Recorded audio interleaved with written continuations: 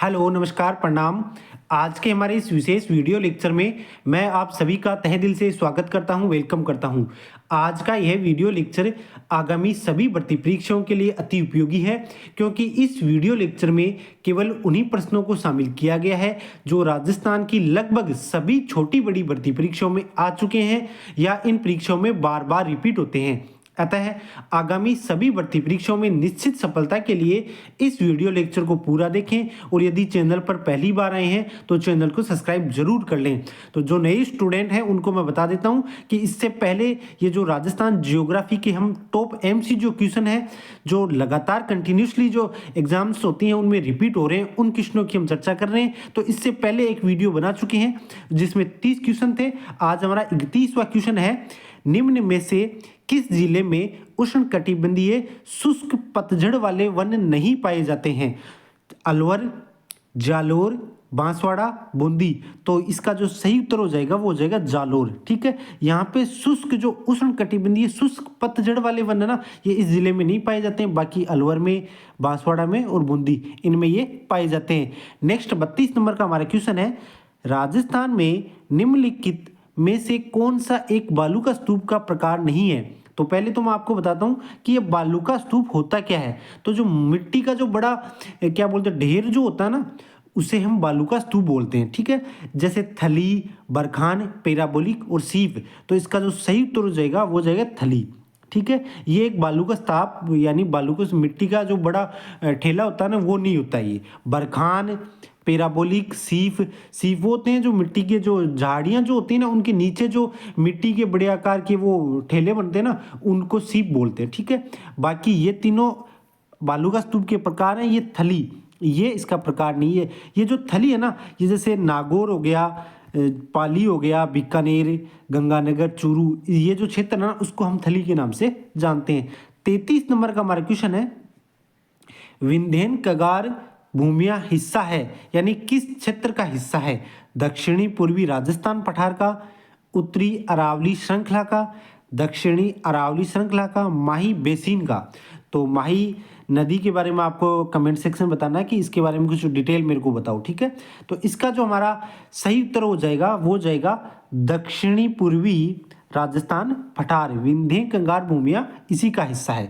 Next हमारा 34 number का question है, निम्नलिखित में से कौन सा स्थलाकृति अवस्थिति सही सुमेलित नहीं है? यानी कुछ आकृतियां दी हुई है उसके बाद में उससे संबंधित जो क्षेत्र है उसको दिया हुआ है। तो भोराट का पठार, कुंभलगढ़ से गोगुंदा, भाकर, कुछ पहाड़ियां होती हैं जो कि पूर्वी सिरोही में स्थित है क्या? इसमें इस प्रकार का क्वेश्चन है। गिरवा उदयपुर में, रामगढ़ की पहाड़ी राजसमंद में।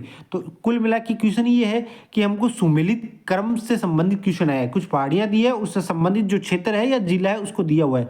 तो इसका जो सही उत्तर हो जाएगा वो, इसमें यह हमको पूछा है कि सही सुमेलित नहीं है। तो इसमें जो रामगढ़ की ये पहाड़ियां है ना, ये राजसमंद में नहीं है। ठीक है, ये आपके बूंदी में है।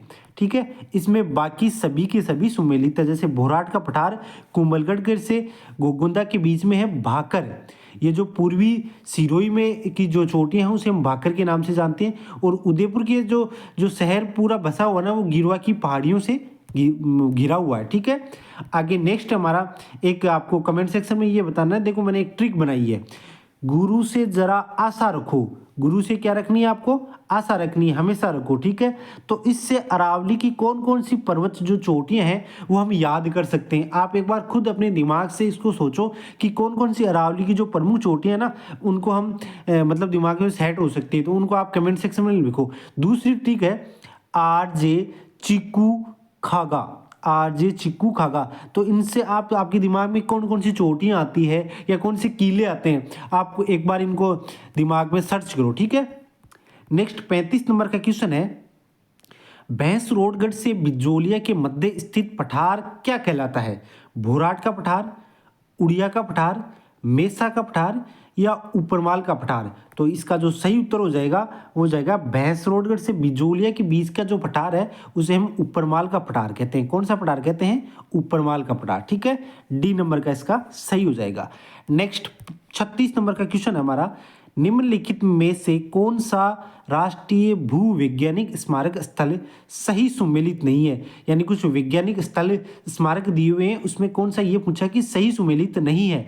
Akal wood fossil park Bikaner, sorry Barmer, महान सीमाभ्रंश सतूर बूंदी, सनराज ग्रेनाइट जैसलमेर या आकलवुड फॉसिल पार्क चूरू। तो देखो ये आकलवुड फॉसिल जो पार्क है वो जैसलमेर और आपके बाड़मेर में है, ठीक है।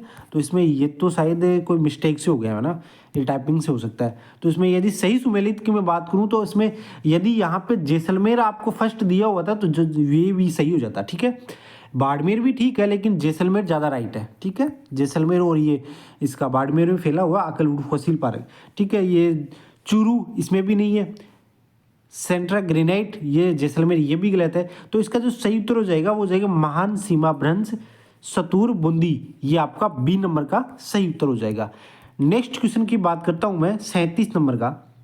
निम्नलिखित में से कौन सा दक्षिणी अरावली प्रदेश में अवस्थित नहीं है? कौन सा प्रदेश है या पठार है जो कि दक्षिणी अरावली में नहीं है?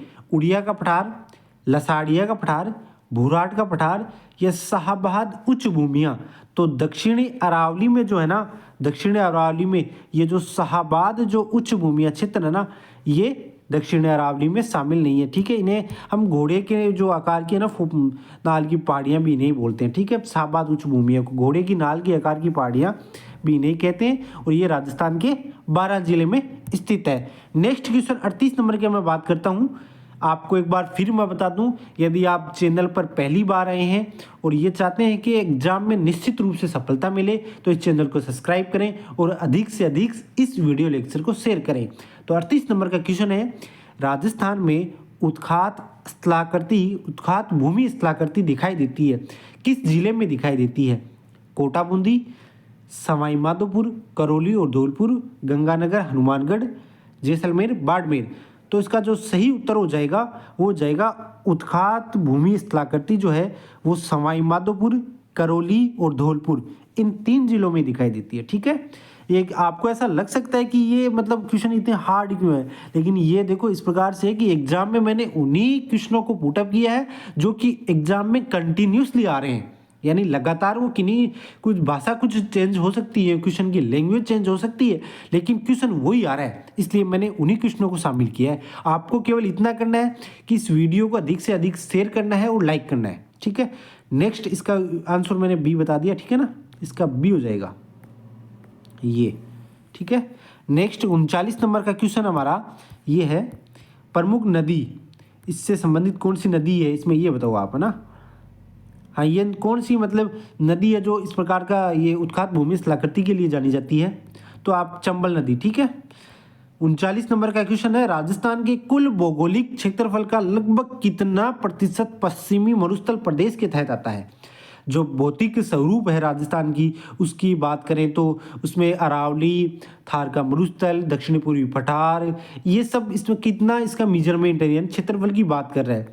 तो इसमें हमको क्वेश्चन में क्या पूछा हुआ है कि पश्चिमी मरुस्थल प्रदेश, तो इसमें ए 61%, बी में 9% और सी में 23% या डी में 7%। तो इसका जो सही उत्तर हो जाएगा वो पश्चिमी मरुस्थलीय प्रदेश 61% के अंतर्गत आता है, ठीक है। 9% में आपकी अरावली है।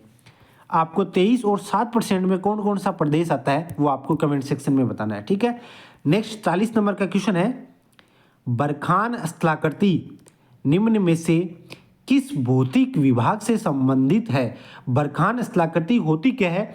बरखान एक बालू का स्तूप होता है, यानी मिट्टी का बड़ा एक टीला होता है, उसे हम बालू का स्तूप के नाम से जानते हैं। तो इसमें यह पूछा है कि ये किस राजस्थान के भौतिक प्रदेश से संबंधित रखता है? तो जाहिर सी बात है, देखो ये मिट्टी का एक टीला है, तो मिट्टी का टीला पर्वतों जो होता है उसमें नहीं होता है, पठार में नहीं, मैदानी। तो इसका जो सही उत्तर हो जाएगा वो हो जाएगा डी, ठीक है। मरुस्थलीय जो प्रदेश होता है वहाँ पे ये बालू का स्तूप पाया जाता है और उसके लिए हम ये भी कह सकते हैं कि शेखावाटी बेल्ट या झुंझुनू, जैसलमेर, जोधपुर, पोखरण, ये जो बेल्ट है ना, ये इसके लिए बरखान के लिए ज़्यादा जाना जाता है, यानी यहाँ पे ज़्यादा पाया जाता है ये। 41 नंबर का क्वेश्चन है, निम्न बेसिन में से कौन सा गोडवाड़ प्रदेश के नाम से जाना जाता है? जो गोडवाड़ प्रदेश है ना उसमें कौन सा बेसिन है जो इसके नाम से जाना जाता है? चंबल बेसिन, मध्य माही बेसिन, सांभर बेसिन या लूनी बेसिन? तो लूनी नदी का जो बेसिन है ना, वो आपके गोडवाड़ प्रदेश के नाम से जाना जाता है। नेक्स्ट 42 नंबर का क्वेश्चन है हमारा, निम्नलिखित में से कौन सा असुमेलित है? ठीक है, सबसे बड़ी आफत जो होती है स्टूडेंट्स के लिए वो होती है कि क्वेश्चन को आप बड़ी शिद्दत से एग्जाम हॉल में ना पढ़ना चाहिए कि इसमें क्या पूछा, क्या है, सुमेलित पूछा है या असुमेलित पूछा है। ठीक है, मतलब क्वेश्चन की लैंग्वेज सबसे बड़ी चीज होती है कि उसको पहले समझो क्या पूछा है। तो इसमें हमको असुमेलित पूछा है। 56 की पहाड़ियाँ, सिवाना बाड़मेर, गिरवा की पहाड़ियाँ, ये क्वेश्चन देखो आ चुका है। वही मैंने बताया था अभी कि एग्जामिनर की जो है लैंग्वेज वो चेंज करता है, वो ज़्यादा उसमें कुछ नहीं करता है। 56 का मैदान, बांसवाड़ा, डूंगरपुर, बालू का स्तूप, मुक्त क्षेत्र, पोखरण और ये जैसलमेर। तो इसका जो सही उत्तर हो जाएगा वो हो जाएगा 56 की पहाड़ियाँ सिवाना बाड़मेर में है। गिरवा की पहाड़ियाँ ये देखो राजसमंद में नहीं है, ये उदयपुर में है। ठीक है, अभी पहले भी मैंने बताया था।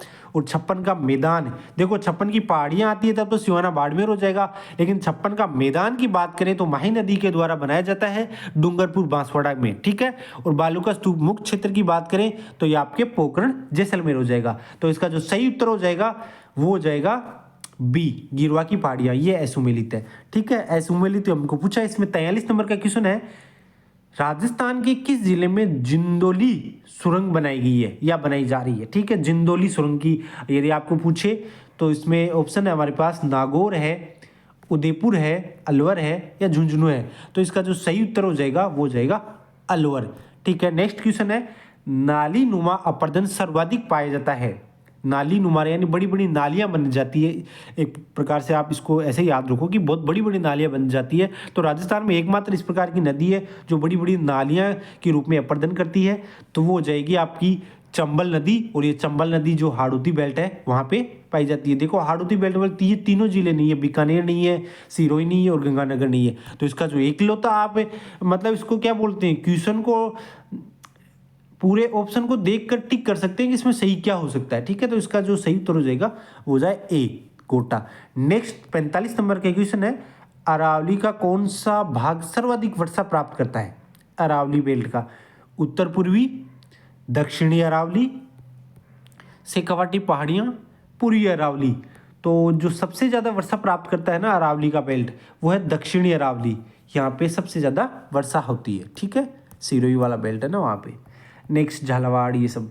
नेक्स्ट 46 नंबर का क्वेश्चन है, निम्न में से थार मरुस्थल के किस भाग की समुद्र तल से सबसे कम ऊंचाई है? दक्षिणी भाग की, पूर्वी भाग की या उत्तरी भाग या पश्चिमी भाग? तो इसमें सबसे कम ऊंचाई पूछी है हमको। ठीक है, तो इसका जो सही उत्तर हो जाएगा वो हो जाएगा ए, दक्षिणी भाग की। नेक्स्ट 47 नंबर का क्वेश्चन है, अब देखो क्वेश्चन ये है, अरावली की प्रमुख चोटियां दी हुई है। एग्जाम में सबसे ज़्यादा मतलब अरावली से संबंधित जब भी क्वेश्चन आता है आपको तो अरावली की कुछ चोटियां दी हुई होती हैं, उनको या तो लंबाई के क्रम में व्यवस्थित करना होता है या उससे संबंधित कौन सा जिला है उसको इस प्रकार से पूछता है। ठीक है, तो हर्ष पर्वत जो है ना, ये अरावली की प्रमुख चोटी है जो कि सीकर जिले में स्थित है। सीकर जिले की मतलब दूसरी जो मालखेत बाबा की एक चोटी है जहाँ पे 24 कोसीय परिक्रमा यहाँ पे जो फेमस है वो भी सीकर में है।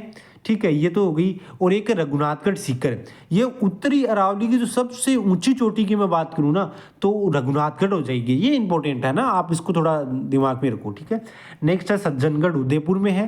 सज्जनगढ़ यहाँ उदयपुर में एक महाराणा भी हुए थे सज्जनगढ़, ठीक है, सज्जन सिंह, तो उनके नाम से आप इसको याद कर सकते हो। दूसरी उदयपुर में है कमलनाथ की पहाड़ियाँ, ये अरावली की पहाड़ियों की हम बात कर रहे हैं। ठीक है, फिर है बाबाई की पहाड़ी, ठीक है, या बाबाई या बम्बई के नाम से आप याद करो इसको, झुंझुनू में है। खोकी पहाड़ी, ये भी अरावली बेल्ट में है जो कि जयपुर में। गुरु सीकर जो कि राजस्थान की सबसे ऊंची चोटी है, या अरावली की सबसे ऊंची चोटी है जो कि सिरोही में स्थित है। जरगा, ये भी उदयपुर में है।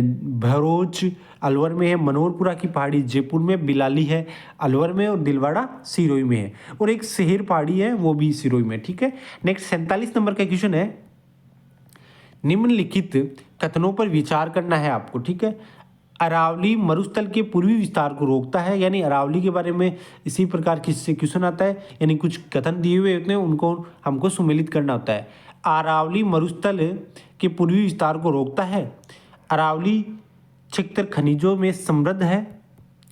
राजस्थान में वर्षा का वितरण प्रारूप अरावली से प्रभावित नहीं है।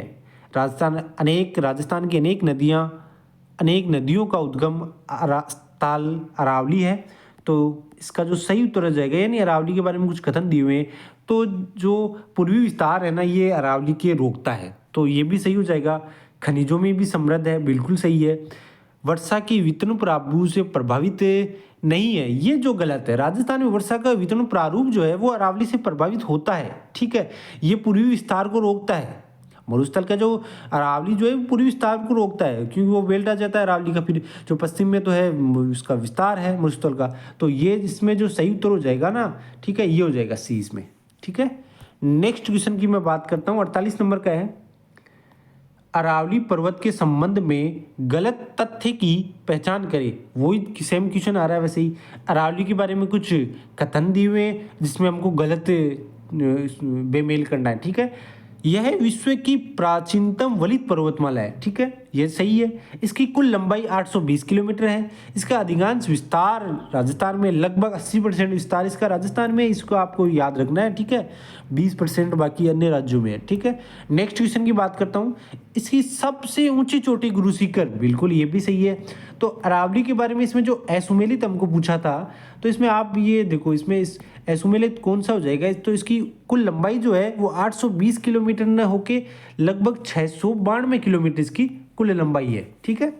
ये आपको इसमें आपको कमेंट में ये बताना है कि राजस्थान में इसकी कुल लंबाई कितनी है, ठीक है। यानी कि ये 692 तो इसकी कुल लंबाई है, लेकिन राजस्थान में इसकी कितनी लंबाई है, ठीक है, ये आपको कमेंट सेक्शन में बताना है। 49 का क्वेश्चन है हमारा, 9 नंबर का। राजस्थान का कौन सा भौगोलिक अंचल सबसे प्राचीन माना जाता है? थार का मरुस्थल, अरावली पर्वतमाला, हाड़ौती का पठार, दक्षिणी पूर्वी मैदान। तो सबसे प्राचीन जो माना जाता है वो माना जाता है आपका अरावली पर्वतमाला, जो ना, इसको सबसे प्राचीन मानते हैं, ठीक है। नेक्स्ट नंबर का हमारा 50 नंबर का क्वेश्चन है। विंध्यन कगार भूमि जिन नदियों के बीच स्थित है वह है। विंध्यन कगार भूमि जिन नदियों के बीच स्थित है वह है चंबल बनास, लोनी घग्गर नदी, बनास घग्गर या कांतली नदी, ठीक है। तो इसका जो सही उत्तर हो जाएगा वो हो जाएगा आपका ए, चंबल और बनास नदी, ठीक है। ये हमने पहले 30 क्वेश्चनों की हमने पहले चर्चा की थी, ठीक है ना। पहले हमने जियोग्राफी 30 क्वेश्चनों की चर्चा की थी, आज 20 की हम कर रहे हैं। इसी प्रकार की जो मतलब मेरा ये मानना है कि मैं राजस्थान जियोग्राफी में जो टॉप एमसीक्यू क्वेश्चन होते हैं जो कि आपकी तैयारी को और अधिक बूस्ट देंगे, मजबूती देंगे, उन क्वेश्चनों को मैं लेके आऊँगा, ठीक है।